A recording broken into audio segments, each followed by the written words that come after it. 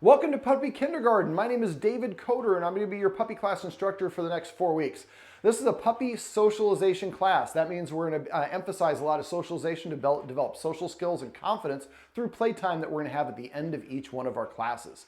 With me, I have back in the back of the room, that is Jacob. Jacob is one of our puppy class instructors. He's going to be assisting me for the socialization part of class and also be helping me during some of the lessons.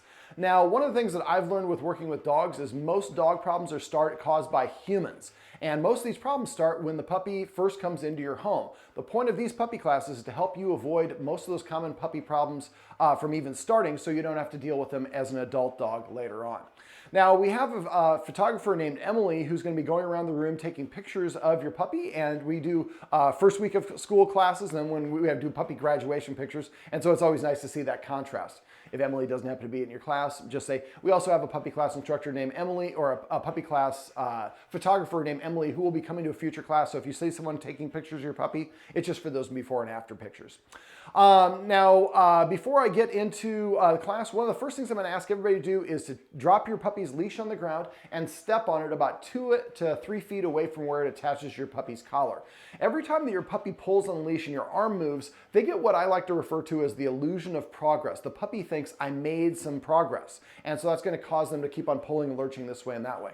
One of the main ways that we teach dogs is through consistency. And so if we are stepping on the leash, every time the puppy gets to the end of that leash, it's consistent. That will help them learn that they're not making any progress, and that will avoid them pulling on the leash. It'll also avoid you pulling on the leash. Every time you pull your puppy's leash, you're training your puppy to pull. They have something called an opposition reflex, which we'll talk about later on in classes. But simple terms, the more you pull your puppy's leash, the more your puppy is going to pull against you, and it's not a choice that they have. So you want to try to avoid that as much as you possibly can.